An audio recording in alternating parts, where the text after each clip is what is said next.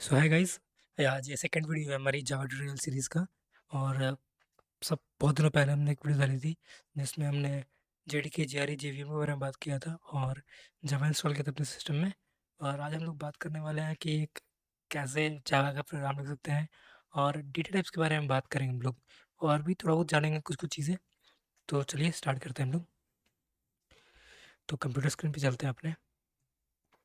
And तो before beginning मैंने एक यहाँ पर एक फ़ोल्डर बना रखा है जावा ट्यूटोरियल नाम का। ठीक है। और एक आप चाहो तो एक इंटेलिजेंट आइडिया डाउनलोड कर लो या फिर कोई भी एक आईडी डाउनलोड कर लो। ये आपको काफ़ी ज़्यादा बेनिफिट देगा क्योंकि इसमें ऑटो कंप्लीशन हो जाता है और एरर तुरंत हाईलाइट हो जाता है आपका। फिर प्रोजेक्ट स्ट्रक्चर भी आपको मैनेज करता है क्योंकि आप एक प्रोग्राम लिखने वाले हो नहीं, कोई ना एक प्रोजेक्ट बनाओगे आगे चल करके। तो ये प्रोजेक्ट स्ट्रक्चर मैनेज करना आगे चल के नोटपैड वगैरह में बहुत मुश्किल हो जाएगा आपको। तो कोई एक आईडी रख लो जो कि आपका प्रोजेक्ट आगे चल के बनाओगे तो उसको स्ट्रक्चर को जो है समझने में ईजी पड़े। और रन डिबग भी बहुत ईजी हो जाता है। और जावा के लिए सबसे बेस्ट अगर मैं कहूँ तो इंटेलिजे है, पर आप कोई भी यूज़ कर सकते हो। जैसे कि आपका वी एस कोड हो गया, फिर एक्लिप्स भी आप यूज़ कर सकते हो। पर IntelliJ is the one of the most ultimate thing you will ever see for Java. And मैंने कम्युनिटी एडिशन डाउनलोड कर रखा है। तो लेट्स स्टार्ट। तो मैं ओपन कर लिया। तो मैंने पहले से प्रोजेक्ट खोल रखा था तो ऐसा इंटरफेस आ रहा है। तो एक काम करते हैं, मैं यहाँ से एक बार यहाँ पर ओपन में जाता हूँ। फिर यहाँ पर आपका डेस्कटॉप में देन जावा ट्यूटोरियल सेलेक्ट फोल्डर। ठीक है, ये खुल गया। चलिए, तो आपको एक पहला प्रोग्राम लिखते हैं। ठीक है, तो हेलो वर्ल्ड का प्रोग्राम लिखते हैं क्योंकि ये कस्टम टाइप का ही है, समझो आप। प्रोग्रामिंग वर्ल्ड में कि आप सबसे पहले प्रोग्राम जो लिखते हो हेलो वर्ल्ड लिखते हो। आप कहीं भी ट्यूटोरियल देख लो, सबसे पहले प्रोग्राम को हेलो वर्ल्ड दिखेगा। तो चलिए लिखते हैं। तो हम लोग हेलो प्रोग्राम का एक कोड लिख लेते हैं, फिर समझाएंगे कि कोड में क्या क्या चीज़ें चल रही हैं और कैसे कैसे चीज़ें हो रही। तो चलिए, तो सबसे पहले ये पास्कल केसिंग हम लोग यूज़ करेंगे जिसमें पहला लेटर हमेशा जो है हर एक वर्ड का कैपिटल रहेगा, हेलो वर्ल्ड। और जो भी एक्सटेंशन होगी हमारे फाइल्स की वो होगी जावा। ठीक है, ये करा हमने एंटर और एक फाइल बन के तैयार हो गया, हेलो वर्ल्ड डॉट जावा। तो मुझे कुछ कुछ लाइन्स लिखनी है हेलो वर्ल्ड प्रिंट कराने के लिए कंसोल पर, कंसोल पे हेलो वर्ल्ड प्रिंट हो जाए। उसके लिए कुछ कुछ चीज़ें हमें लिखनी पड़ेगी और थोड़ी बहुत लाइनें हैं। तो चलिए चलिए लिख लेते हैं। तो सबसे पहले हम लोग लिखते हैं पब्लिक क्लास हेलो वर्ल्ड। ठीक है, अब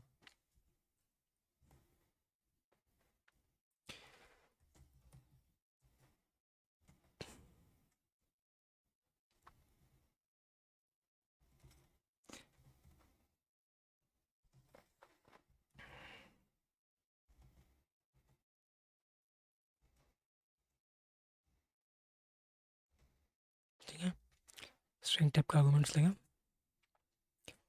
और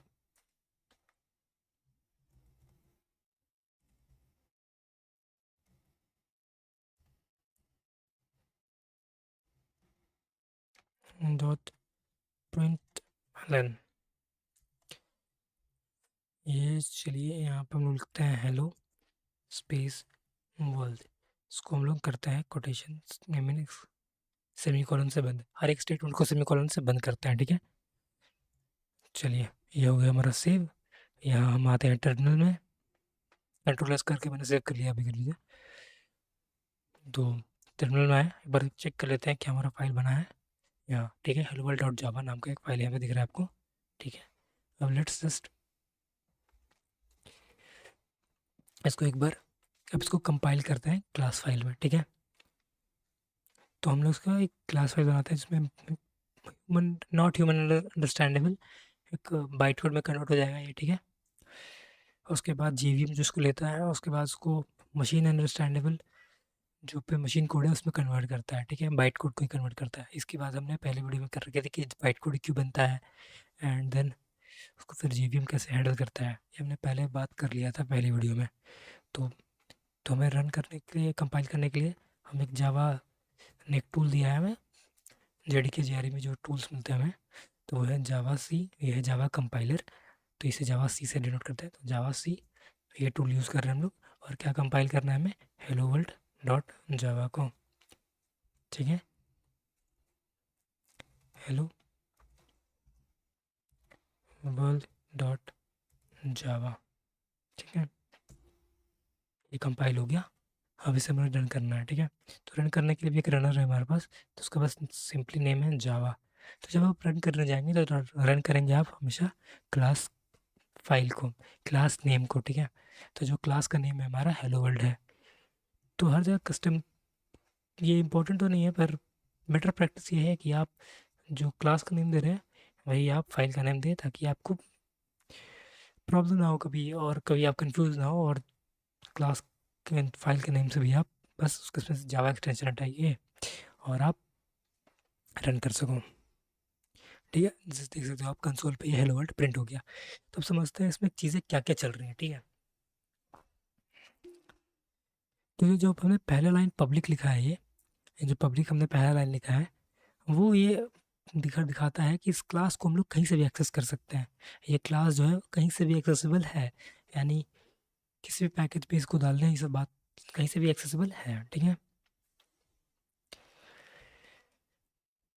ये जो ये क्लास है, तो जावा में जो है हर चीज़ें क्लास पे काम करती हैं, हर चीज़ों के लिए क्लास बनाना पड़ेगा आपको, ठीक है।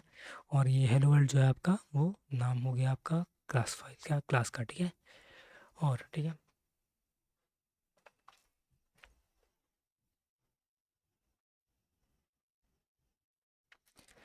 तो ये दूसरा चीज़ है हम जो बनाया है वो है मेथड। ये क्या है, मेथड है जो हमने इस क्लास के अंदर में बनाया है। तो ये मेथड है, तो ये भी बता रहा है पब्लिक कि इस मेथड को हम लोग कहीं से भी एक्सेस कर सकते हैं, कहीं से भी एक्सेस कर सकते हैं। तो स्टैटिक ये है कि हम लोग बिना इस क्लास, इसको हम लोग स्टैटिक मतलब ये हुआ कि हम लोग ये जो मेथड है उसको हम लोग इस क्लास के साथ बाइंड कर रहे हैं, ठीक है। हम लोग को इस क्लास से कोई ऑब्जेक्ट बनाने की ज़रूरत नहीं पड़ेगी। हम लोग बस डायरेक्ट डायरेक्ट एक्सेस कर सकते हैं इस मेथड को, ठीक है। हमें बिना ऑब्जेक्ट बनाने की ज़रूरत नहीं पड़ेगी इस क्लास की।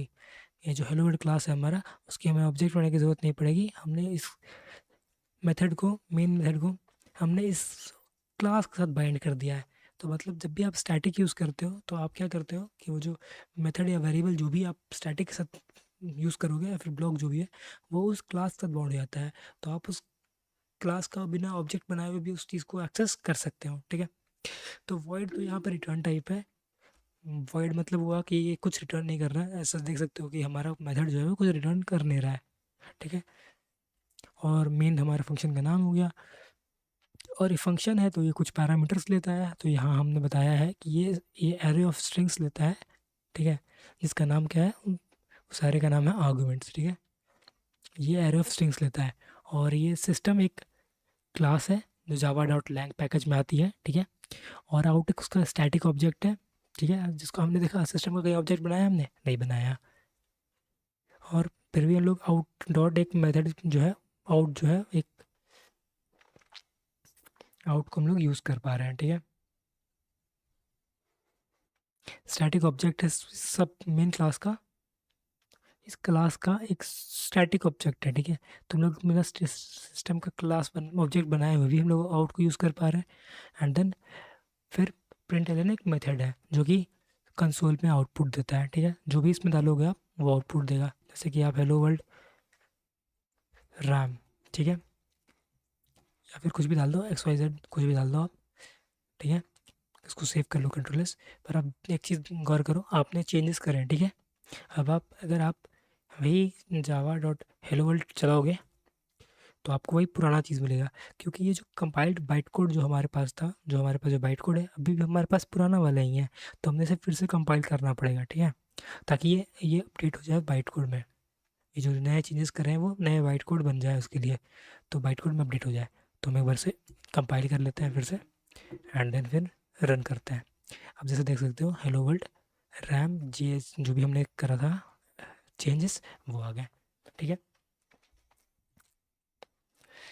तो हर चीज़ इसमें क्लास पे इसलिए काम करती है क्योंकि जावा जो है वो ऑब्जेक्ट ओरिएंटेड हो चुका है, ठीक है।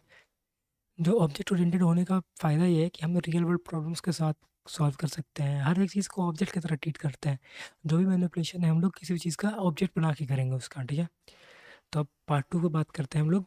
तो एक नया फाइल बना लेते हैं यहाँ पर, उसमें हम लोग लिखेंगे डेटा टाइप्स, ठीक है। तो एक डेटा टाइप्स डॉट जावा, ठीक है। फिर से वही चीज़ें करनी पड़ेगी हमें। तो ये हो गया आपका पब्लिक, एक क्लास डेटा टाइप्स, ठीक है। शॉर्टकट ये है, आपको पी एस वी एम बहुत लंबा लगेगा तो शॉर्टकट ये है P S V M tab, ठीक है। यहाँ पर आपको कोई दिक्कत हो सकती है तो आप करो उसको public static word main, arguments हमारे पास नहीं है, या फिर आप कर सकते हो P S V M A with arguments के साथ, ठीक है। P S V M A with arguments के साथ आगे आपका, ठीक है। इसे मैं पब्लिक कर लेता हूँ एक बार। चलिए हो गया। अब हम समझते हैं डेटा टाइप्स के बारे में। तो दो तरह के डेटा टाइप होते हैं जावा में, primitive and non primitive.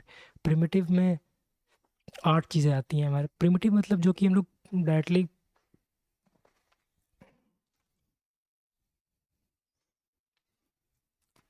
Primitive types और फंडामेंटल डेटा टाइप्स होते हैं, ठीक है, जो कि सिंगल वैल्यू स्टोर करते हैं।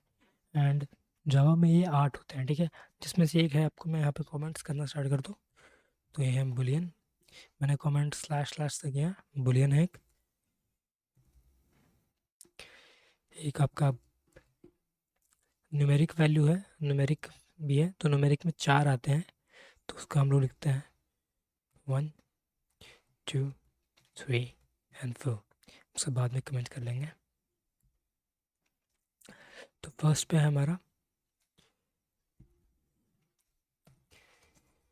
बाइट, सेकंड पे हमारा शॉर्ट, थर्ड पे हमारा इंट एंड फोर्थ पे हमारा ये लॉन्ग। न्यूमेरिक में भी 2 टाइप है, एक ये आपका फुल लॉग, ये बस इंटीजर टाइप्स हो गया, ये सारे इंटीजर टाइप्स हो गए। एंड एक और हो गया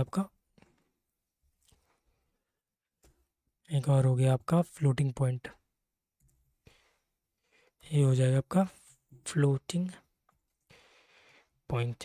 तो ये यूज़ करते हैं हम लोग फ्लोट, ठीक है। अब नेक्स्ट डेटा टाइप है हमारा पास जो है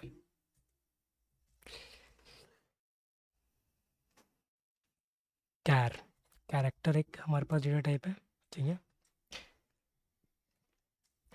और फ्लोटिंग में एक और चीज़ होती है वो जो मैं भूल गया, वो है डबल। डबल बस प्रिसीजन के लिए है, ठीक है। ये 64 बिट का होता है एंड फ्लोट जो होता है वो 32 बिट का होता है। ये हो गया हमारा डबल, ठीक है।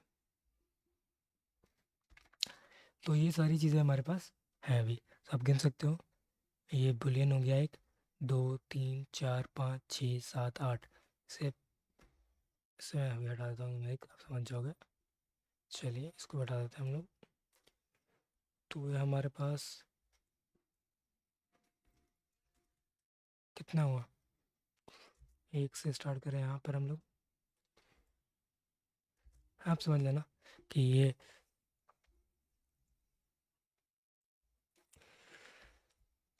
इतने सारे जो हैं वो हमारे पास नॉन प्रिमिटिव टाइप के डेटा टाइप्स होते हैं, ठीक है। ये सारा, तो इसको हमने कर लिया कमेंट। ये होता है इसके क्या कहते हैं, प्रिमिटिव टाइप के data types. 1 minute, let me just comment this out as well. चलिए, तो ये 8 तरह के हमारे पास प्रिमिटिव डेटा टाइप्स होते हैं। तो इसको क्या समझते हैं कि ये चीज़ किस लिए है। तो ये जो बुलियन है हमारे पास, बुलियन जो है वो हम लोग ट्रू और फॉल्स के लिए यूज़ करते हैं, ठीक है। या तो कोई चीज़ ट्रू होगी या तो फॉल्स होगी, क्योंकि हम लोग बहुत सारे सिचुएशंस में हो सकते हैं जहाँ पे हम लोग ये दिखाना होगा कि या तो ये चीज़ ट्रू है या तो फॉल्स है, ठीक है। मान लो कि या तो स्विच ऑन है या ऑफ है। मान लो कि आप एक लाइट बल्ब दिखाना सिमुलेट कर रहे हो, तो या तो स्विच बल्ब ऑफ होगी या तो ऑन होगी। ये मिडिल स्टेट में हो नहीं सकती है, या तो स्विच बल्ब ऑफ होगी या ऑन होगी, ठीक है। तो बुलियन वही है, या तो ट्रू या तो फॉल्स, ठीक है। तो ये क्या है आपका, ट्रू या फॉल्स, ठीक है। तो ये न्यूमेरिक जितने चार हैं, बाइट शॉर्ट एंड लॉन्ग, ये न्यूमेरिक वैल्यूज़ के स्टोर करती हैं। सबकी अलग अलग कैपेसिटी है, सबका अलग अलग रेंज है। तो जो बाइट होता है वो -128 से लेकर के 127 तक वैल्यू स्टोर करता है। -127 टू 128 तक वैल्यू स्टोर कर सकता है, यानी उसके ऊपर जाओगे आप तो बाइट स्टोर नहीं कर पाएगा। बाइट यानी कि इसका साइज़ क्या होता है आपके पास, एक ही एक बाइट इसका साइज़ होता है, ठीक है। एक बाइट साइज़ होता है, ठीक है। शॉर्ट इसकी वैल्यू होती है हमारे पास यानी कि -32,768 से लेकर के 32,767 तक आप चीज़ें स्टोर कर सकते हो। इसमें इतने रेंज तक की वैल्यू आप स्टोर कर सकते हो। यानी इसके ऊपर अगर आप जाओगे तो आप, या फिर उससे कम में जाओगे तो आप इससे ज़्यादा, यानी 23,000 से, I am sorry 32,000, it's mistake here, 32,768 अगर इसमें स्टोर करना चाहोगे तो आप शॉर्ट में स्टोर नहीं कर पाओगे, ठीक है। इंट की वैल्यू जो होती है हमारी, वो होती है, आजकल तो बहुत बड़े बड़े होते हैं, क्योंकि वो 1 मिनट, ये 1 बाइट का होता है, minute 1 byte, and then just add a comma here, 2 commas,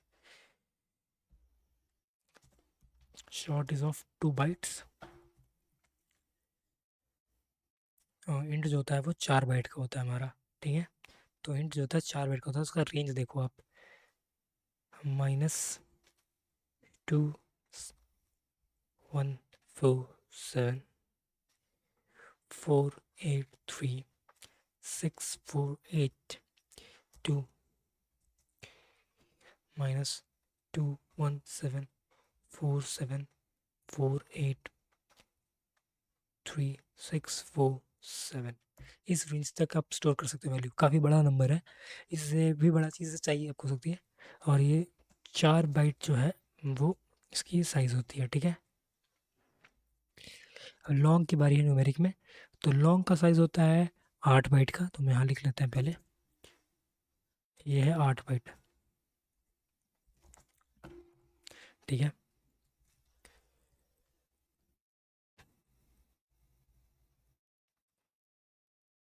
इसका रेंज होता है 9.22 के पावर में 18, 9.22 के पावर में 10 to 10 to the power 18 हो जाएगा आपका। ये हो जाएगा 9.22 प्लस माइनस, माइनस भी यही रेंज मान लो आप, प्लस माइनस 9.22 एप्सिलॉन, एप्सिलॉन लिखते हैं ई 10 to the power 18 exponential value हो गया आपका 9, ठीक है। ये एक्सपोनेंशियल वैल्यू हो गया प्लस माइनस में। इसकी साइज़ होती है 8 बाइट, ठीक है। तो इसको याद कर सकते हो ऐसे कि 1 बाइट में कितने बिट्स होते हैं, 0 1 2 3 4 अप टू 8 बिट होते हैं, तो 0 से लेकर 7 तक। तो आप इसको याद करो, 2 to the power 7 तक में ही ये ख़त्म हो जाता है। ये आपका value 2 to the power 7 maximum है, ठीक है। 2 के पावर 7 होता है 128, तो ये याद करो। ये 2 बाइट्स में कितने बिट्स होते हैं, 16 बिट्स होंगे।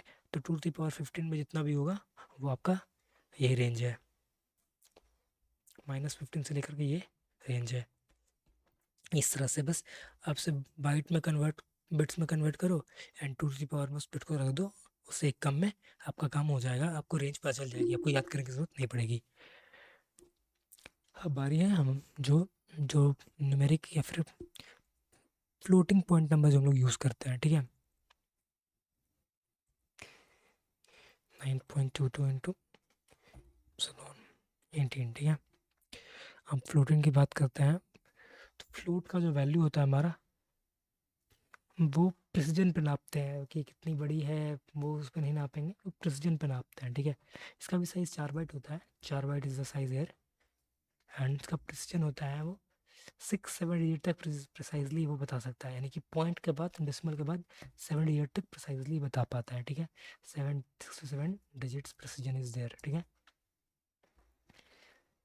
एंड डबल जो है वो पॉइंट के बाद 15 to 16 डिजिट तक चला जाता है। 15 to 16 डिजिट का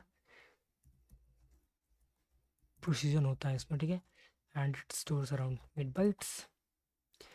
ये 8 बाइट लेता है मेमोरी, इसकी साइज़ 8 बाइट होती है, तो यानी मेमोरी में जब भी लोड होगा तो 8 बाइट लेगा। अब कैर की बात कर लेते हैं। तो कैर जो है हमारा वो 2 बाइट लेता है, यानी कि 2 bytes of memory it takes, ठीक है। And it is use for representing characters, representing representing characters, ठीक है। ये 2 बाइट लेता है और बस, और बुलियन ट्रू। तो ये सारे हैं, इसका हम लोग एक बार रन करके देख लेते हैं, ठीक है।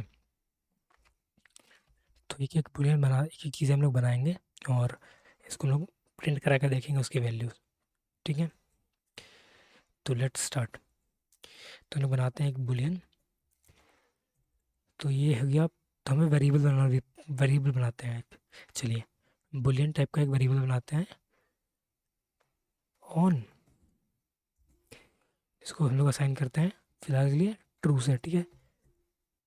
और एक हम लोग बनाते हैं इंट, इसको नाम रखते हैं एक्स। चलिए इंट नाम रख लेते हैं, ठीक है।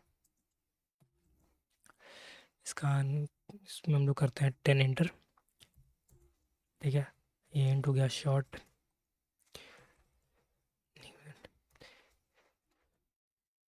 बाइट, बाइट हो गया आपका एक्स। इसमें वैल्यू हम डाल सकते हैं 22, वी कैन डू, क्योंकि ये -1 से 7 तक जाती है range.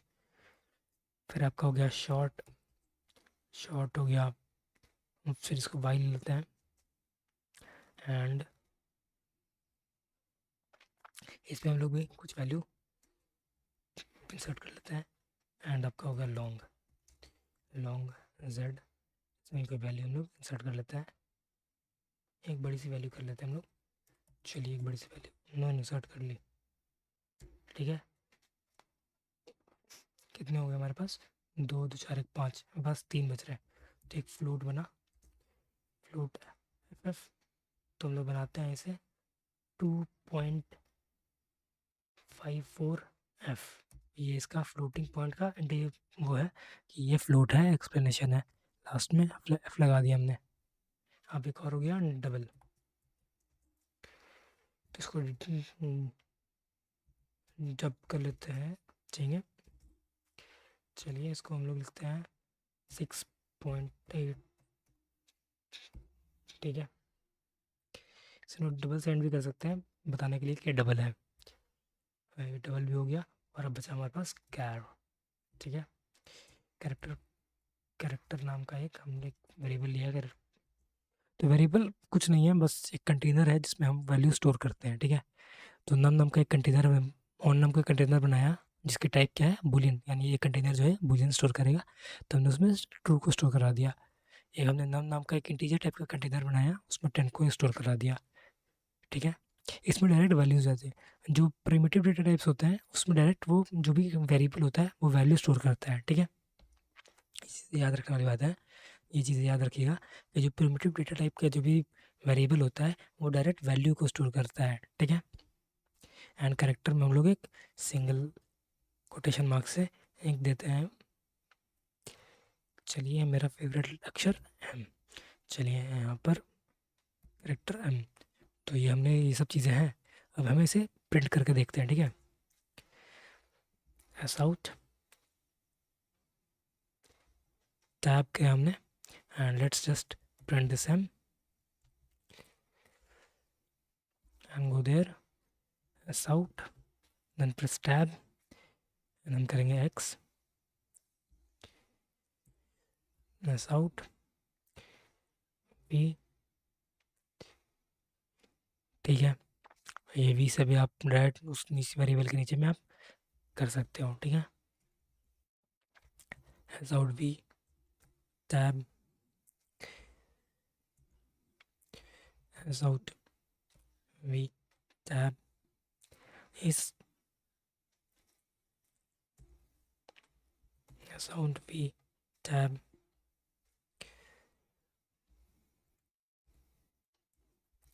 as out v tab ऊपर वाले में भी कर देते हैं ताकि कंसिस्टेंट रहे लगे as out v tab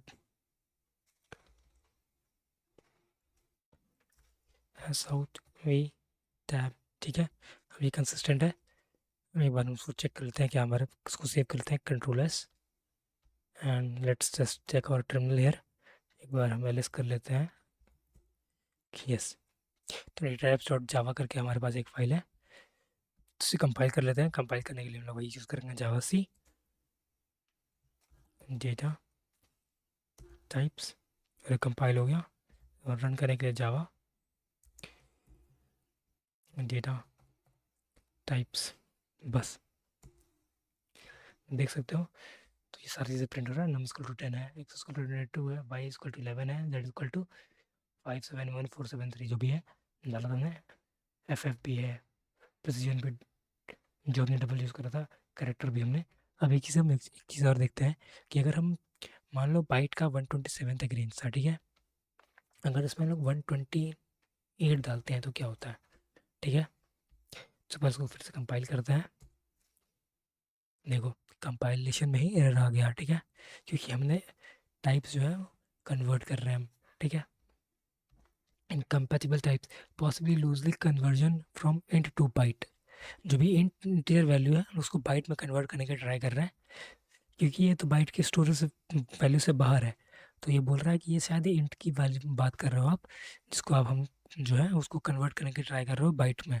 उसको बाइट के कंटेनर में आप इंटीजर स्टोर करना चाह रहे हो ओवरफ्लो हो रहा है ये ठीक है तो ये एरर दे देगा आपको अब एक बार वापस से हम लोग तो ये कंपाइल भी नहीं हुआ कंपाइलेशन टाइप में ही एरर दे दिया ठीक है हम 127 तक जाते हैं तो ये कंपाइल आराम से हो जाएगा हो गया कंपाइल हम रन भी हो जाएगा आराम से तो देखो वहाँ पर आ गया एक्स वैल्यू 127 ठीक है और आज के लिए बस इतना ही इतना काफ़ी रहेगा आज के लिए और आगे की वीडियो में लोग समझेंगे सॉरी एक चीज़ और बाकी रह गया है जो कि है डी डेटा टाइप हो गया आपका और अगली बात कर लेते हैं नॉन प्रिमिटिव के बारे में नॉन प्रिमिटिव डेटा टाइप्स ठीक है तो नॉन प्रिमिटिव टाइप का डेटा टाइप्स हो गया जिसमें से आते हैं आपके एरे आते हैं एरेज एक नॉन प्रिमिटिव डेटा टाइप है क्लास खुद एक नॉन प्रिमिटिव डेटा टाइप है ऑब्जेक्ट्स आपके नॉन प्रिमिटिव डेटा टाइप है और एक स्ट्रिंग हो गया स्ट्रिंग भी आपका नॉन प्रिमिटिव डेटा टाइप है तो हम लोग लिख लेते हैं पहला लिस्ट बना लेते हैं लिस्ट तो क्या है एरे ठीक है दूसरा क्या है आपका ऑब्जेक्ट ठीक है तीसरा क्या है क्लास में खुद एक क्लास एक तो क्लास खुद में एक क्या है नॉन प्रिमिटिव डेटा टाइप है चौथा स्ट्रिंग स्ट्रिंग जो है वो सीक्वेंस ऑफ कैरेक्टर होता है ठीक है वो खुद भी नॉन प्रिमिटिव है ये टाइप है चलिए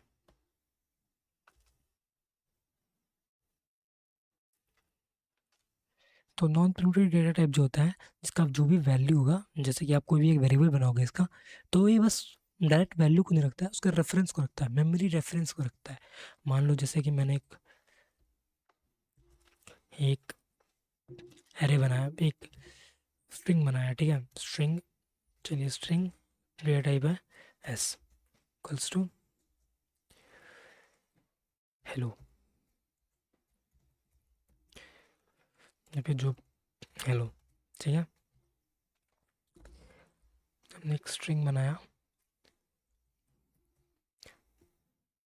ठीक है हमने एक स्ट्रिंग बनाया हेलो नाम का ठीक है तो यहाँ पर ये हेलो डायरेक्ट जो वर्ड है वो स्टोर नहीं होगा ठीक है वो यहाँ पर जो जहाँ हेलो मेमोरी में जहाँ पर है ठीक है एक ये तो सीक्वेंस ऑफ कैरेक्टर होती है कि कैरेक्टर का स्टोर होगा तो इसका जो फर्स्ट लेटर का जो क्या कहते हैं मेमोरी लोकेशन होगा वो एस के पास स्टोर होगा एस के मान लो कि एच जो है वो ब्लॉक नंबर मान लो कहीं एक मेमोरी है जहाँ पर मान लो 2 to 4 मेमोरी का लोकेशन है 2 to 3 एक मेमोरी का लोकेशन है, वहाँ पर एच स्टोर है। फिर उसके बाद कंटिन्यूस में है 2 to 4 से लेकर 2 to 3 से लेकर के 2 to 7 तक जो है आपका स्टोर है, ठीक है।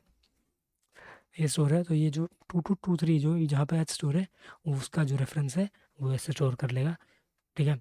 जब भी हम लोग इसको एक्सेस करने जाएंगे तो पहले उस रेफरेंस पे जाएगा, फिर उसके बाद वहाँ से चीज़ें को उठा करके ले आएगा। तो ये हुआ नॉन प्रिमिटिव में। नॉन प्रिमिटिव में डेटा जो होता है वो स्टोर नहीं होता है, उसका रेफरेंस स्टोर होता है, मेमोरी लोकेशन स्टोर होता है, ठीक है। मेमोरी में कहाँ वो रखे हुए हैं, वो मेमोरी स्टोर होती है यहाँ पर, उनका रेफरेंस स्टोर होता है। और प्रिमिटिव में वही क्या कहते हैं, प्रिमिटिव में डायरेक्ट डेटा स्टोर हो जाता है।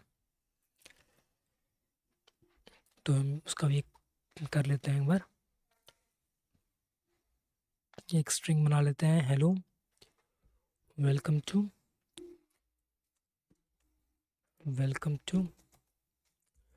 आवर वर्ल्ड, ठीक है। इसको एक बार कंपाइल करते हैं। ओके, सॉरी, जब भी आप एक स्ट्रिंग मल्टीपल कैरेक्टर्स का यूज़ कर रहे हो तो आप एक डबल कोटेशन वाला मार्क यूज़ करना, यूनी सिंगल वाले में आपको दिक्कत होगी। सिंगल वाला is for simple characters, single characters, and double is for multiple characters, ठीक है।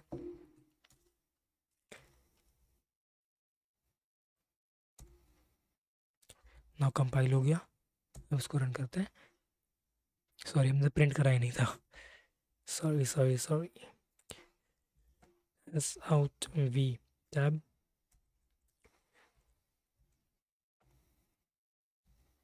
क्या हो गया इसको,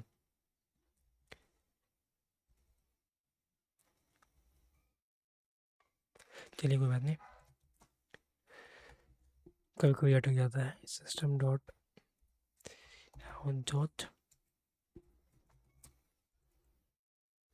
प्रिंट एलन, लेट्स इसको मार्क कर देते हैं हम, स्ट्रिंग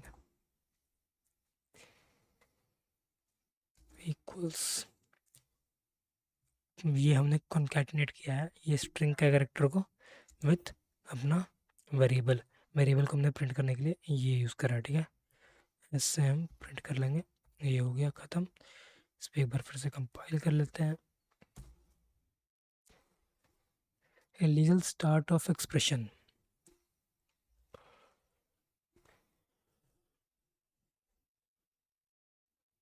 एक minute,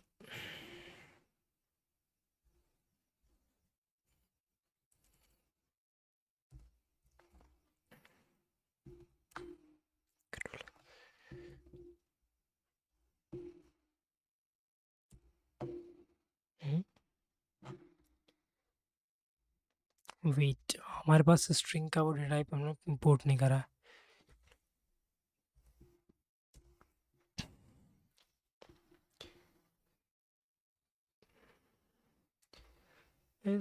primitive data type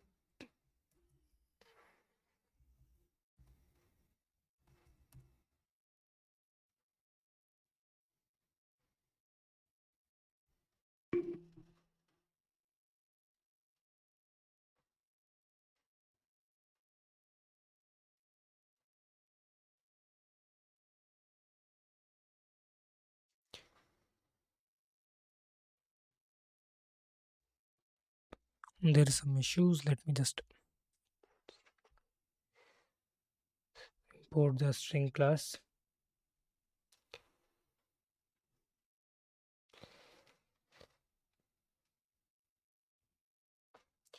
and मैं जस्ट एक बार देख लेता हूँ मैं ये एरर क्यों आ रहा है हमें। लेट्स जस्ट, अच्छा समझ गया मैं कि ये ऐसा हम लोग यूज़ कर रहे हैं मेथड के बाहर।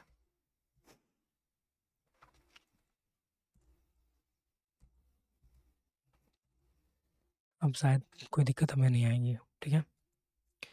चलिए, हम लोग मेथड के बाहर से यूज़ कर रहे थे। चलिए देख सकते हो मैंने hello welcome to our world जो है प्रिंट हो गया। चलिए आज के लिए इस वीडियो में इतना ही काफ़ी रहेगा, और आगे वाली वीडियो में समझेंगे और भी जो टॉपिक्स हैं आगे की। तो आए उम्मीद करता हूँ कि आपको ये काफ़ी बेसिक सा टॉपिक जो है वो समझ में आया होगा। Thank you.